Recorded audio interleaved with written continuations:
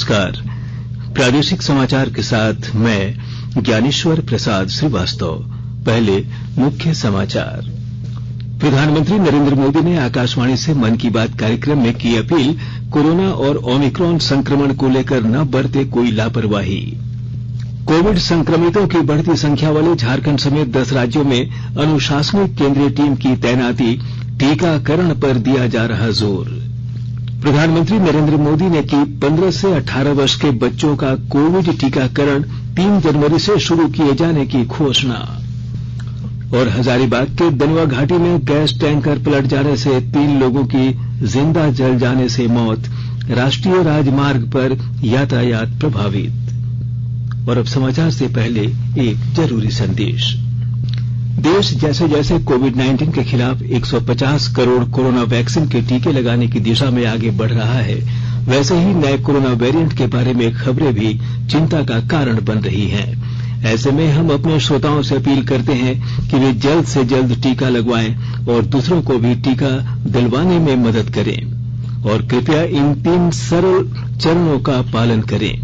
Mask पहनें, 2 गज की सुरक्षित दूरी बनाए रखें, हाथ और चेहरा साफ रखें। कोविड से संबंधित कोई भी जानकारी और मार्गदर्शन के लिए आप राष्ट्रीय हेल्पलाइन नंबर 011-2397-8046 और 1075 पर संपर्क करें। इसके अलावा राज्य हेल्पलाइन नंबर 104 डायल कर समस्या का त्वरित समाधान लिया जा सकता है। महिला और बाल विकास मंत्रालय की चाइल्ड हेल्पलाइन है 1098। वरिष्ठ नागरिकों के लिए हेल्पलाइन 14567। मनोवैज्ञानिक सहायता के लिए निमहांस का नंबर है 0804611007। आयुष कोविड परामर्श हेल्पलाइन नंबर है 14443 और MyGov WhatsApp help desk number 90131515 पर व्हाट्सएप मैसेज भेजकर टीके का प्रमाण पत्र यथाशीघ्र डाउनलोड किया जा सकता है।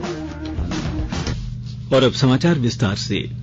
प्रधानमंत्री नरेंद्र मोदी ने लोगों से अपील की है कि वे कोविड और ओमिक्रॉन के खिलाफ लड़ाई में किसी तरह की कोताही न बरतें। आकाशवाणी से आज मन की बात कार्यक्रम में श्री मोदी ने कहा कि वैज्ञानिक कोरोना के नए वेरिएंट ओमिक्रॉन का अध्ययन कर रहे हैं और हर रोज नए आंकड़े सामने आ रहे हैं। नए वेरिएंट से संघर्ष में देश के लोगों की स्व जागरूकता और स्व अनुशासन की शक्ति का महत्व उजागर हुआ है। प्रधानमंत्री ने कहा कि प्रत्येक व्यक्ति के प्रयासों के कारण ही हम इस महामारी पर काबू पाने में सफल रहे हैं। उन्होंने कहा कि विश्व के अन्य देशों से तुलना करने पर हमें भारत के टीकाकरण के आंकड़ों पर गर्व होता है। आज विश्व में वैक्सीनेशन के जो आंकड़े हैं उनकी तुलना भारत से करें तो लगता है कि देश ने कितना अभूतपूर्व काम किया है, कितना बड़ा लक्ष्य हासिल किया है। वैक्सीन के 140 करोड़ डोज के पड़ाव को पार करना प्रत्येक भारतवासी की अपनी उपलब्धि है। ये प्रत्येक भारतीय का व्यवस्था पर भरोसा दिखाता है, विज्ञान पर भरोसा दिखाता है, वैज्ञानिकों पर भरोसा दिखाता है और समाज के प्रति अपने दायित्वों को निभा रहे हम भारतीयों की इच्छा शक्ति का प्रमाण भी है। प्रधानमंत्री ने ग्रुप कैप्टन वरुण सिंह को याद किया, जिनकी तमिलनाडु में हेलीकॉप्टर दुर्घटना के बाद मृत्यु हो गई थी। प्रधानमंत्री ने मन की बात कार्यक्रम में परीक्षा पे चर्चा का आयोजन करने की भी घोषणा की। इस कार्यक्रम के लिए पंजीकरण 28 दिसंबर से शुरू होंगे। प्रधानमंत्री ने पुणे स्थित भंडारकर ओरिएंटल अनुसंधान संस्थान का भी उल्लेख करते हुए कहा कि इस संस्थान ने विदेश के लोगों को महाभारत के महत्व से परिचित कराने के लिए एक ऑनलाइन पाठ्यक्रम शुरू किया है। स्वच्छ भारत के बारे में श्री मोदी ने कहा कि स्वच्छता का यह संकल्प अनुशासन, सजगता और समर्पण से ही पूरा होगा। प्रधानमंत्री ने कहा कि उन्हें सॉफ वाटर नाम के एक स्टार्टअप के बारे में पता चला है, जिसे कुछ युवाओं ने शुरू किया है। यह स्टार्टअप आर्टिफिशियल इंटेलिजेंस और इंटरनेट के माध्यम से लोगों को अपने क्षेत्र में पानी की गुणवत्ता से संबंधित जानकारी देता है।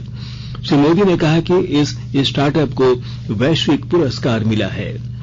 श्री मोदी ने सभी को नए साल 2022 की शुभकामनाएं दी और याद दिलाया कि उन्हें देश को विकास की नई ऊंचाइयों पर ले जाना है। नए वेरिएंट ओमिक्रॉन सहित कोविड संक्रमितों की बढ़ती संख्या और कम टीकाकरण वाले झारखंड समेत 10 राज्यों में अनुशासनिक केंद्रीय टीम की तैनाती की गई है। केंद्रीय स्वास्थ्य मंत्रालय ने बताया कि ये टीमें केरल, महाराष्ट्र, तमिलनाडु, पश्चिम बंगाल, मिजोरम, कर्नाटक, बिहार, उत्तर प्रदेश और पंजाब में भी भेजी गई हैं। केंद्रीय टीम राज्यों में 3 से 5 दिन तक रहेंगी और राज्य स्वास्थ्य प्राधिकरणों के साथ कोविड प्रबंधन करेंगी।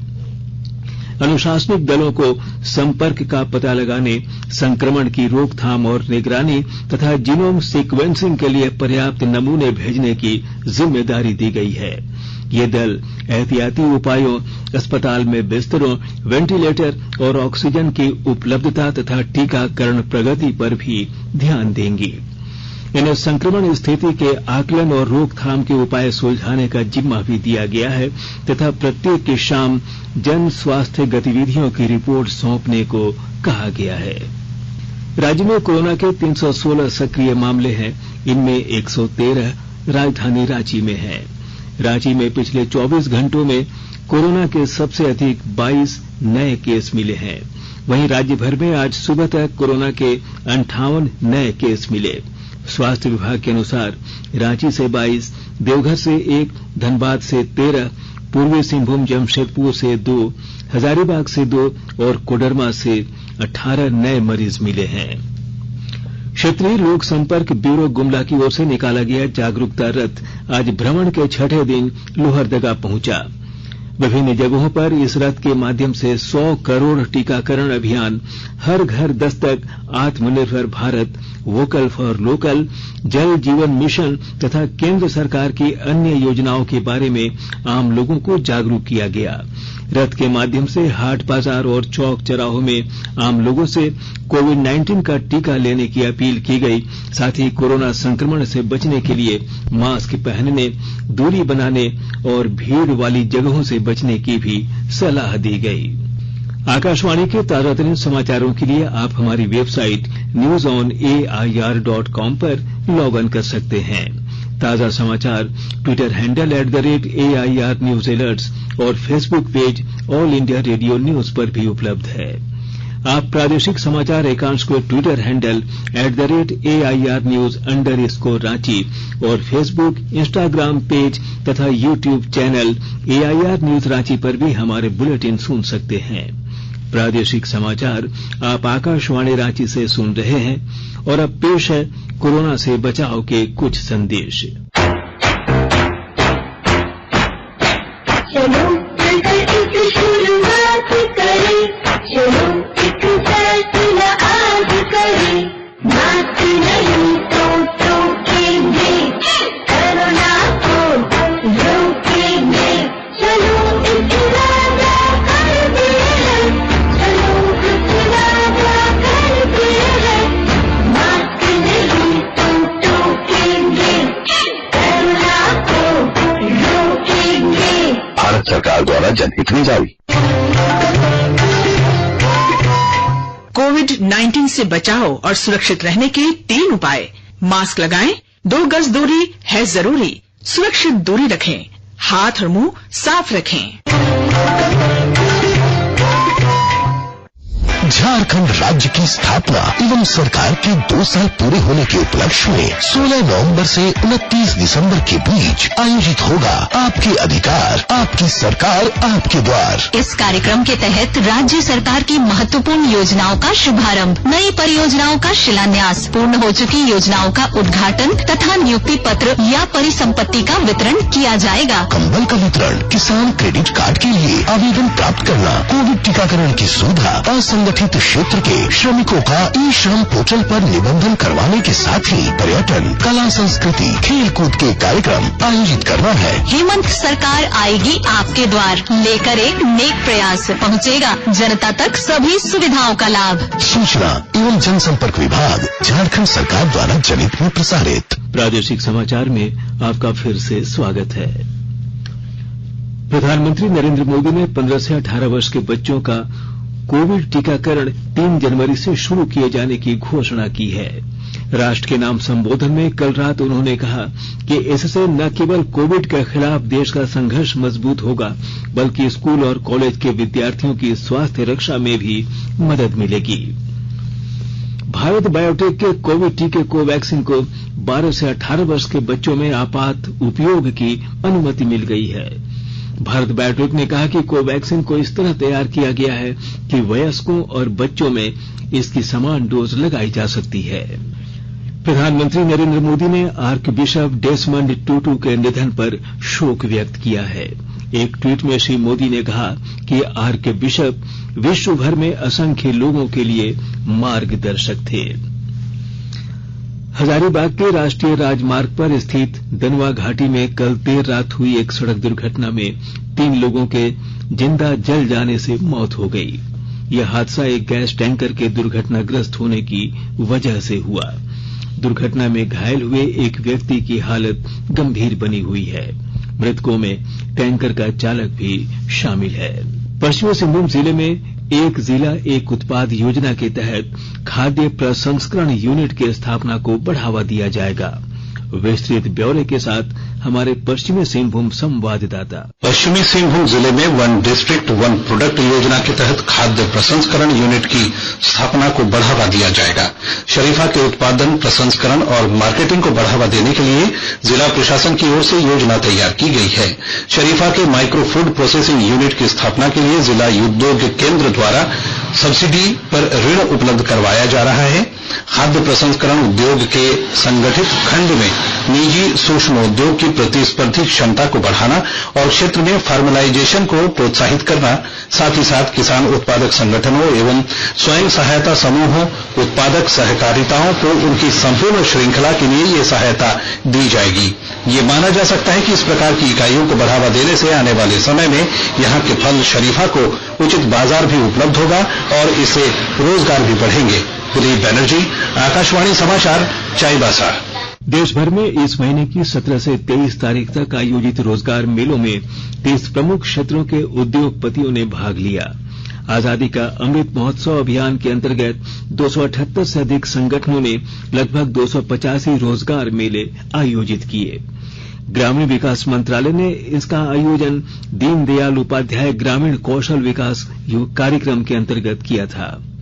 इन मेलों में 18 से 35 वर्ष तक के लाखों बेरोजगारों ने हिस्सा लिया, जिन्हें निःशुल्क परामर्श दिए गए। अमृत महोत्सव के तहत आकाशवाणी के साप्ताहिक क्विज में आइए आप भी शामिल हों। आजादी के 75 वर्षों का पर्व अमृत महोत्सव प्रत्येक बुधवार शाम 7 बजे प्रसारित होने वाले प्रादेशिक समाचार के दौरान पूछे गए प्रश्न का सही उत्तर देने वाले एक प्रतिभागी इनाम का हकदार होगा। इसके लिए सुनते रहिए आकाशवाणी रांची का प्रसारण।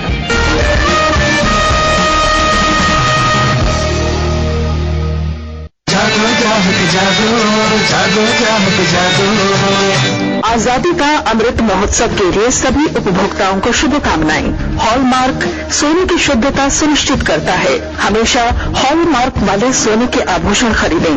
उपभोक्ता किसी भी शिकायत के लिए कृपया राष्ट्रीय उपभोक्ता हेल्पलाइन टोल फ्री नंबर 14404 पर संपर्क करें। उपभोक्ता मामले विभाग, भारत सरकार द्वारा जनहित में जारी। जानो अपने अधिकारों को, अपने हक पहचानो, बेईमानों को सबक सिखाओ, ग्राहक अब तो जागो, जागो ग्राहक जागो, जागो ग्राहक जागो। कोडरमा जिले के ग्रामीण इलाकों में विभिन्न खेल प्रतियोगिताओं का आयोजन किया जा रहा है। जिले के डोमचांच में इस खेल महोत्सव के तहत ग्रामीण बच्चियों की 15 टीमों के बीच फुटबॉल मैच का आयोजन किया गया। पुलिस अधीक्षक कुमार गौरव ने इस मैच का उद्घाटन किया। और अब अंत में मुख्य समाचार एक बार फिर। प्रधानमंत्री नरेंद्र मोदी ने आकाशवाणी से मन की बात कार्यक्रम में की अपील, कोरोना और ओमिक्रॉन संक्रमण को लेकर न बरते कोई लापरवाही। कोविड संक्रमितों की बढ़ती संख्या वाले झारखंड समेत 10 राज्यों में अनुशासनिक केंद्रीय टीम की तैनाती, टीकाकरण पर दिया जा रहा जोर। प्रधानमंत्री नरेंद्र मोदी ने की 15 से 18 वर्ष के बच्चों का कोविड टीकाकरण 3 जनवरी से शुरू किए जाने की घोषणा। और हजारीबाग के दनुआ घाटी में गैस टैंकर पलट जाने से 3 लोगों की जिंदा जल जाने से मौत। राष्ट्रीय राजमार्ग पर यातायात प्रभावित। इसके साथ ही आकाशवाणी रांची से प्रादेशिक समाचार का ये बुलेटिन समाप्त हुआ। नमस्कार।